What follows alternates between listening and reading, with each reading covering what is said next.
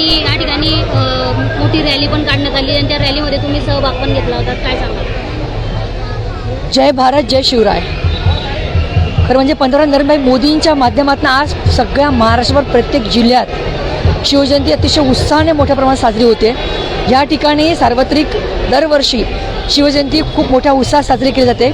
जसं छत्रपतींनी कधी जातपात धर्मपंथ मानलं नाही, त्या पद्धतीने आज सगळे जळगावकर या उत्साहामध्ये उत्साहाने शिवजयंती साजरी करत आहेत. सगळे सहभागी झालेले, सगळ्या शाळेचे विद्यार्थी, लेझिम पथक, आदिवासी नृत्य, आमचे नेहरू युवा केंद्राचे विद्यार्थी, त्याच माध्यमातून या ठिकाणी आम्हीसुद्धा फुगड्या खेळून या ठिकाणी हा आनंद या ठिकाणी साजरा केलेला आहे. मला असं वाटतं छत्रपतींनी ज्या पद्धतीने कुशल प्रशासक म्हणून काम केलं आणि ज्या पद्धतीने हिंदू राष्ट्राला एकत्र करण्याचं काम केलं, त्या माध्यमातून मला असं वाटतं आज सगळ्या देशवासियांनी सगळ्यांनी एकत्र होणं गरजेचं आहे.